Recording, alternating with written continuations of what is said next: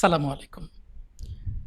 Iran, Israel এবং যুক্তরাষ্ট্রের মধ্যকার যুদ্ধের সর্বশেষ সংবাদ নিয়ে আপনাদের সাথে আছি আমি ওমর ফারুক। দর্শক, সিএনএন একটি প্রতিবেদন প্রকাশ করেছে যেখানে তারা বলেছে, গুরুতর আহত হয়ে জনসমক্ষে না থাকলেও ইরানের সর্বোচ্চ নেতা মুস্তফা আলী খামেনি এখনও যুদ্ধ ও আলোচনার কৌশল নির্ধারণে প্রভাব রাখছেন বলে মনে করে মার্কিন গোয়েন্দারা। আমরা প্রতিবেদনের ছবিটি আপনার সাথে শেয়ার করার চেষ্টা করছি। মার্কিন গোয়েন্দা কর্মকর্তারা জানান যে হামলায় তার বাবা ও অন্যান্য শীর্ষ ইরানি নেতা নিহত হন, সেই একই হামলায় আগুনে পুড়ে ও স্প্লিন্টারের আঘাতে মারাত্মক আহত হন তিনি।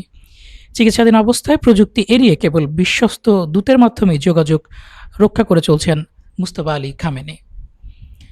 এছাড়াও আল আরাবিয়া একটি সংবাদ প্রকাশ করেছে। তারা জানিয়েছে, ইরানের পারমাণবিক কর্মসূচি সম্পূর্ণ গুড়িয়ে না দেওয়া পর্যন্ত তাদের সাথে কোনো চুক্তি যথেষ্ট নয় বলে যুক্তরাষ্ট্রকে কড়া বার্তা দিয়েছেন ইসরায়েলের প্রধানমন্ত্রী বেনিয়ামিন নেতানিয়াহু। আমরা সেই প্রতিবেদনের ছবিটি আপনাদের জন্য শেয়ার করছি। দীর্ঘমেয়াদী আলোচনার তীব্র বিরোধিতা করেছে নেতানিয়াহু এবং তেল আবিব। আল আরাবিয়া সূত্র মতে, উল্টো জ্বালানি অবকাঠামোতে হামলা সহ ইরানের বিরুদ্ধে সংঘাত আরও বড় পরিসরে ছড়িয়ে দেওয়ার ছক কষছে ইসরায়েল। অর্থাৎ এই মুহূর্তে ইসরায়েলের প্রধানমন্ত্রী বেনিয়ামিন নেতানিয়াহু যেটি চাচ্ছেন, তিনি যুদ্ধ আরও বিস্তৃত করতে যাচ্ছেন এবং তার ক্ষমতা ধরে রাখতে চাইছেন। কেননা যুদ্ধ পরিস্থিতি দেখিয়ে তার বিরুদ্ধে চলমান যে মামলাগুলো রয়েছে, দুর্নীতি, ঘুষ, অবৈধ লেনদেনের যে মামলাগুলো রয়েছে ইসরায়েলের আদালতে, সেগুলো থেকে তিনি গ্রেফতার এড়িয়ে চলছেন।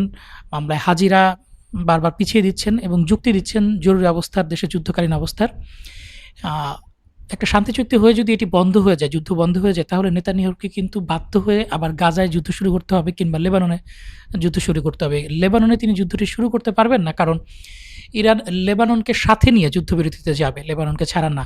তাই নেতানিয়াহুর হাতে সর্বশেষ যেই সুযোগ বা অপশনটি রয়েছে সেটি হচ্ছে গাজায় পুনরায় যুদ্ধ শুরু করা।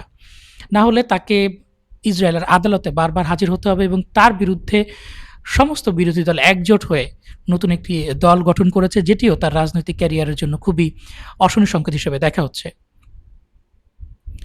এছাড়াও আনাদুল এজেন্সি একটি সংবাদ প্রকাশ করেছে। তারা দাবি করেছে, ইরান কোনো ধরনের পারমাণবিক অস্ত্র তৈরি করছে না।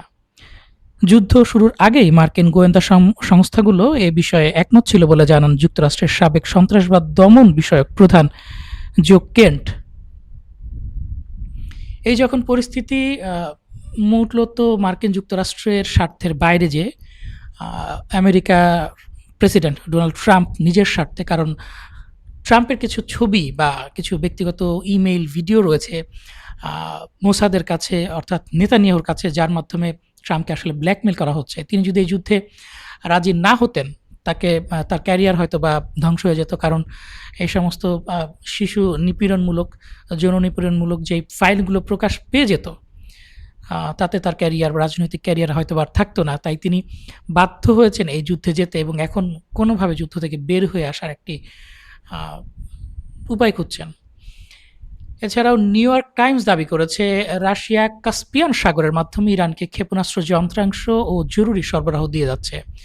ফলে মার্কিনীদের হরমুজ অবরোধ তেমন একটা কার্যকর হচ্ছে না, আবার ইরানের মিসাইল সক্ষমতাও পুনর্গঠিত হচ্ছে। এছাড়া দ্য ওয়াশিংটন পোস্ট তাদের একটি সংবাদে জানিয়েছে, মার্কিন অবরোধ সত্ত্বেও ইরান আরও কয়েক মাস অনায়াসে টিকে থাকতে সক্ষম এবং তাদের হাতে এখনও 70% মিসাইল ও ড্রোন মজুত রয়েছে বলে স্বীকার করেছে সিআইএ। ওয়াশিংটন পোস্টের এই প্রতিবেদনে জানানো হয়, সিআইএর গোপন বিশ্লেষণে ইরানের এই অভাবনীয় সক্ষমতার চিত্র উঠে এসেছে। ভাসমান ট্যাঙ্কারে তেল মজুদ এবং বিকল্প উপায়ে স্থলপথে তেল বিক্রির মাধ্যমে তারা অর্থনীতি সচল রাখছে। ফলে আগামী 90 থেকে 120 দিন বড় কোনো অর্থনৈতিক সংকট ছাড়াই তারা টিকে থাকতে পারবে। গত মাসে দ্য ইন্ডিপেন্ডেন্টের একটি প্রতিবেদনে উঠে এসেছিল এই কথা যে ইরান চীনকে বিক্রির জন্য 120 দিনের ক্রুড অয়েল জাহাজে করে মহাসাগরগুলোতে পাঠিয়ে দিয়েছে। এছাড়া যুদ্ধ পূর্ববর্তী মজুদের 75% মোবাইল লঞ্চার এবং 70% মিসাইল ও ড্রোন এখনও ইরানের হাতে অক্ষত রয়েছে। মার্কিন গোয়েন্দাদের এই প্রতিবেদন প্রেসিডেন্ট ডোনাল্ড ট্রাম্পের দাবির সম্পূর্ণ বিপরীত। তিনি দাবি করেছিলেন যে ইরানের অস্ত্র ভান্ডার দ্রুত ফুরিয়ে আসছে এবং তারা অবিলম্বে যুদ্ধ শেষ করতে বাধ্য হবে। এছাড়া হিজবুল্লাহর তরফ থেকে লেবাননে হামলার একাধিক ভিডিও ফুটেজ প্রকাশ পেয়েছে। আমরা আপনাদের জন্য সেই ফুটেজগুলো শেয়ার করছি। এই ফুটেজে কিন্তু দেখা যাচ্ছে দক্ষিণ লেবাননে একটি ইসরায়েলি ট্যাঙ্কে হিজবুল্লাহ হামলা করেছে। দক্ষিণ লেবাননের এই ইসরায়েলি ট্যাঙ্কটিতে এফপিভি ড্রোন হামলা ফুটেজ প্রকাশ করেছে। হিজবুল্লাহ ড্রোন আসতে দেখে ট্যাঙ্ক ছেড়ে পালাতে গিয়েছিল এক ইসরায়েলি সেনা, আর ঠিক তখনই সেই ড্রোনটি ইসরায়েলি সেনা এবং ট্যাঙ্ক লক্ষ্য করে বিস্ফোরিত হয় এবং নিশ্চিতভাবেই এই বিস্ফোরণের পরে সৈন্য গুরুতরভাবে আহত কিংবা নিহত হয়েছে, যদিও ইসরায়েল বিষয়গুলো স্বীকার করবে না। দর্শক, চলে যাচ্ছি পরের সংবাদে। ইরানে হামলায় অগ্রবর্তী ঘাঁটি হিসেবে ব্যবহারের জন্য যুদ্ধ শুরুর আগেই ইরাকের নাজাফ মরুভূমিতে একটি গোপন সামরিক ঘাঁটি তৈরি করেছিল ইসরায়েল। যুক্তরাষ্ট্রকে জানিয়েই তৈরি করা এই ঘাঁটিতে মূলত ইসরায়েলি স্পেশাল ফোর্সের কার্যক্রম চলত এবং ভূপাতিত পাইলটদের উদ্ধারের মতো জরুরি কাজে এটি ব্যবহৃত হতো। তবে যুদ্ধের ডামাডোলের মাঝেই এক মেষপালকের সন্দেহ থেকে ঘাঁটিটির অবস্থান জেনে যায় ইরাকি বাহিনী। আমরা ঘাঁটিটির ছবি আপনাদের সাথে শেয়ার করার চেষ্টা করছি। দেখছিলেন সেই ঘাঁটিটি। বিষয়টি তদন্তে ইরাকি সামরিক গাড়িবহর নিয়ে কিছু ইরাকি সৈন্য ঘাঁটিটির উদ্দেশ্যে রওনা হয়, কিন্তু নিজেদের গোপনীয়তা রক্ষার আপ্রাণ চেষ্টা করে ইসরায়েল।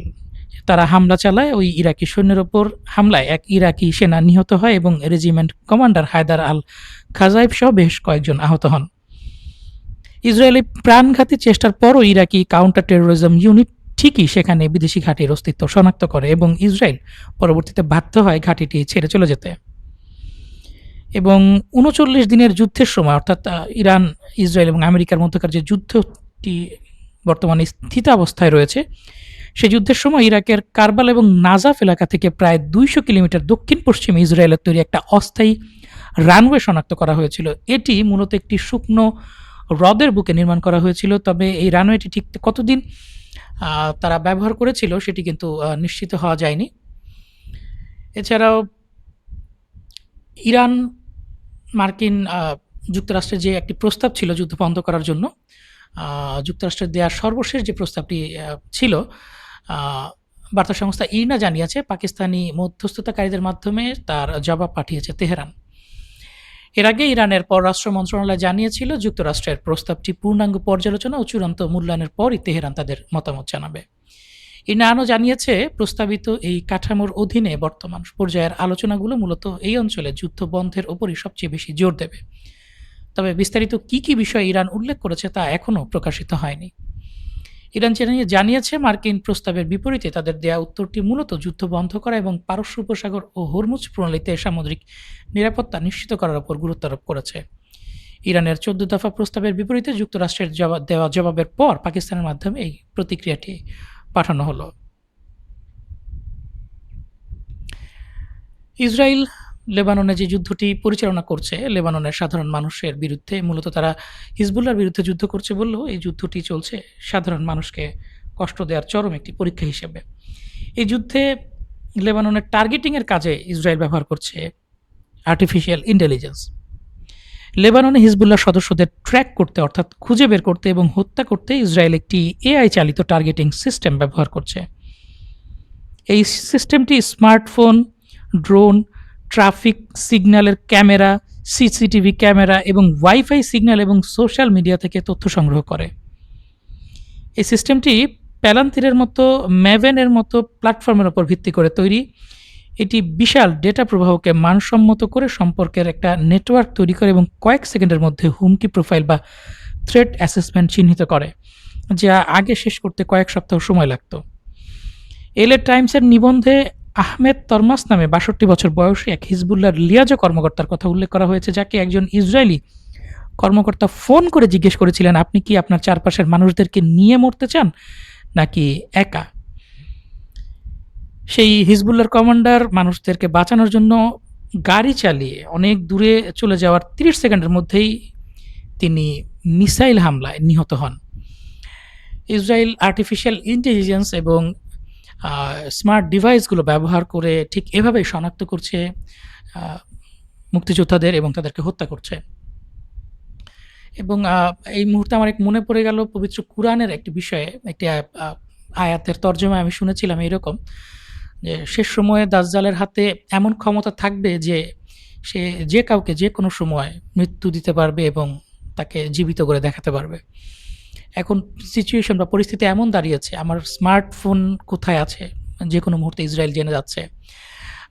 ওয়াইফাই সিগন্যাল দিয়ে বোঝা যাচ্ছে আমি ঘরের কোথায় লুকিয়ে আছি, টয়লেটে আছি না বেডরুমে আছি না ডাইনিং রুমে আছি, বিছানার মধ্যে আমি কোন দিকে মাথা দিয়ে শুয়ে আছি, আমার হার্টবিটের সাথে হৃদস্পন্দনের সাথে ওয়াইফাই সিগন্যালের যে একটা ম্যাচ করে হার্টবিটটা কোন দিকটায় হচ্ছে, অর্থাৎ বিছানার কোন দিকে আমি মাথা দিয়ে শুয়ে আছি, সেটি পর্যন্ত নিখুঁতভাবে বের করা যাচ্ছে। ট্রাফিক ক্যামেরা, বাড়ির সিসিটিভি ক্যামেরা সব কিছু হ্যাক করে তারা আমার প্রত্যেকটা মুহূর্তের আহ, তথ্য তারা জানতে পারছে, এবং এর ফলে কোনোভাবেই কিন্তু আমরা প্রযুক্তি ব্যবহার করে নিরাপদ নেই। এবং এই পরিস্থিতি থেকে বাঁচতে আমাদের হয় তাদের চাইতে আরও অধিক উন্নত প্রযুক্তি আবিষ্কার করতে হবে, নয়তো দূরে চলে যেতে হবে প্রযুক্তির বাইরে, যেটা কোরআনে বলা হয়েছে যে দূরে চলে যাও, দাজ্জাল যখন আসবে তার হাত থেকে নিষ্কৃতি পেতে অনেক দূরে চলে যাও, প্রযুক্তি থেকে দূরে চলে যেয়ে কৃষিকাজ করে খাও। বিষয়টা আসলে অনেকটা সেই দিকেই যাচ্ছে। যাই হোক দর্শক, চলে যাচ্ছি পরবর্তী সংবাদে। সংযুক্ত আরব আমিরাত গণহারে লোক ছাঁটাই করছে, এবং সব লোককে না, তারা শুধুমাত্র পাকিস্তানিদেরকে ছাঁটাই করছে। পাকিস্তান, যুক্তরাষ্ট্র, ইরান যুদ্ধবিরতিতে মধ্যস্থতা করার পরপরই সংযুক্ত আরব আমিরাত হাজার হাজার পাকিস্তানি কর্মীকে, যাদের মধ্যে অনেকেই শিয়া মুসলিম বলে জানা গিয়েছে, আটক এবং বহিষ্কার করেছে। বহিষ্কৃতরা হঠাৎ করে গ্রেফতার হয়েছে, তাদেরকে কঠোরভাবে আটক অবস্থায় রাখা হয়েছে, তাদের ব্যাংক অ্যাকাউন্ট ফ্রিজ করা হয়েছে, কোনো ব্যাখ্যা ছাড়াই দ্রুত বহিষ্কারের বর্ণনা দেওয়া হয়েছে। এই বিষয়টি অত্যন্ত গুরুত্বপূর্ণ, কারণ প্রায় ২০ লাখ পাকিস্তানি সংযুক্ত আরব আমিরাতে কাজ করেন এবং তারা কোটি কোটি টাকার রেমিটেন্স পাকিস্তানে পাঠান। যুদ্ধবিরতির মধ্যস্থতা পাকিস্তান করছে, যুদ্ধবিরতি এখনও কার্যকর হয়নি। যদি কার্যকর হয়, আরব আমিরাতের আচরণ দেখে মনে হচ্ছে ইসরায়েলের চাইতে তাদের বেশি লস হয়ে যাবে, তাদের বেশি ক্ষতিগ্রস্ত হচ্ছে, এবং তারা পাকিস্তানি যেই সাধারণ মানুষজন আছে যারা এতদিন মাথার ঘাম পায়ে ফেলে পরিশ্রম করেছে, তাদের সেই ব্যাংক অ্যাকাউন্ট যেখানে তারা টাকাটি জমা রাখতেন সেটিও ফ্রিজ করছে। আসলে সংযুক্ত আরব আমিরাত বর্তমানে মধ্যপ্রাচ্যে ইসরায়েলের আরেকটি বি টিম হিসেবে কাজ করছে। এছাড়া এতদিন আমরা শুনেছি যে ইসরায়েলের বিভিন্ন ট্যাঙ্কে, বিভিন্ন সেনা ছাউনিতে হিজবুল্লাহ আঘাত করেছে। এখন হিজবুল্লাহর একটি ভিডিও ফুটেজ প্রকাশ করেছে যেখানে তারা দেখাচ্ছে যে সরাসরি তাদের যে ড্রোন রয়েছে সেটি কিন্তু আয়রন ডোম লঞ্চারের ওপরে আঘাত করেছে, যেখানে একাধিক ব্যক্তি ছিল। হিজবুল্লাহর FPV drone strikes Israel iron dome launchers and its crew at the Jal al Allam site on the border area, অর্থাৎ সীমান্তবর্তী জাল আল আল্লাম সেনা ছাউনিতে ইসরায়েলের যে আয়রন ডোম ক্ষেপণাস্ত্র প্রতিরক্ষা ব্যবস্থাটি রয়েছে সেটিতে এবং তার ক্রুদের ওপরে সরাসরি কিন্তু আঘাত করেছে হিজবুল্লাহ ড্রোনটি। আপনাদের জন্য ভিডিওটি সরাসরি দেখাচ্ছি আমরা।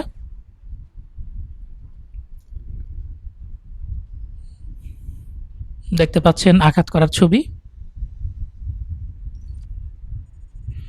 এছাড়াও আঘাতের আগে কিন্তু ব্যাপক পরিমাণ লোক সমাগম ছিল। আপনারা দেখতে পাচ্ছেন ১, ২, ৩, ৪, ৫, ৬, ৭, ৮, ৯ জন ইসরায়েলি সেনা কিন্তু আয়রন ডোমের আশেপাশেই ছিল এবং তাদের সবার মাঝখানে যেয়ে কিন্তু ড্রোনটি বিস্ফোরিত হয়। দর্শক, চলে যাচ্ছি পরের সংবাদে।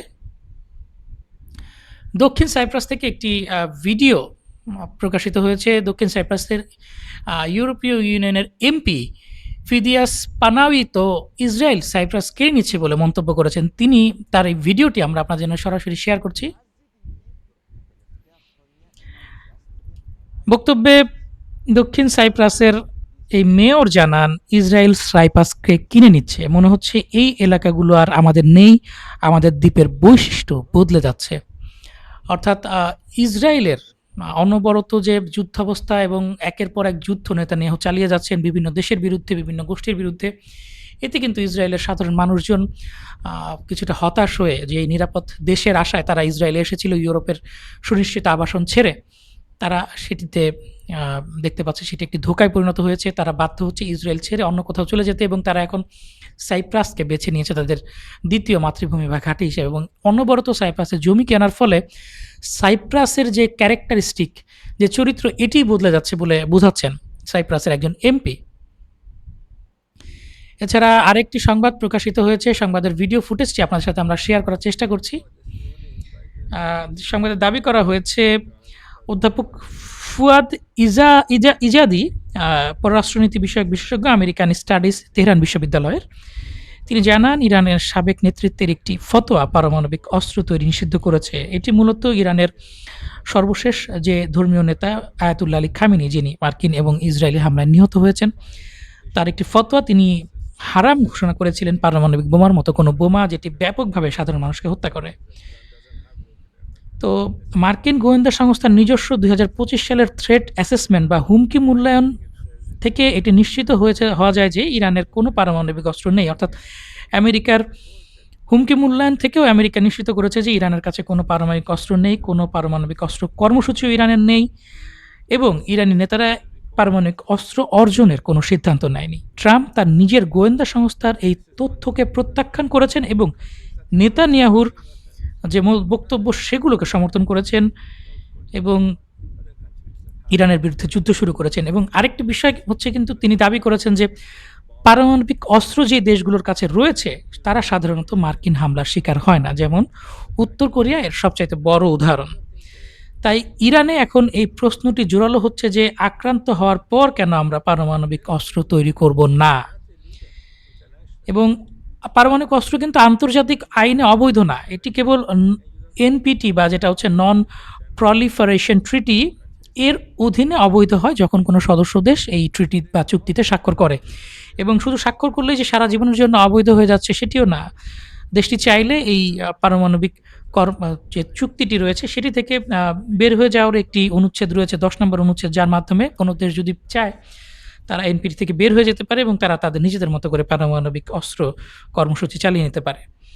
এখন ইরানের জনগণের মতামত কিন্তু ক্রমশ পারমাণবিক অস্ত্রের পক্ষে যাচ্ছে। ধর্মীয় নিষেধাজ্ঞা এখনও বহাল থাকলেও বিশেষ করে সাম্প্রতিক হামলার পর এটি একটি জীবন্ত বিতর্কের বিষয়, একটা লাইভ ডিবেটের সাবজেক্ট হয়ে দাঁড়িয়েছে, যেখানে সবাই বলছে যে যেহেতু হামলা হয়েছে এখন আমরা কিসের অপেক্ষা করছি।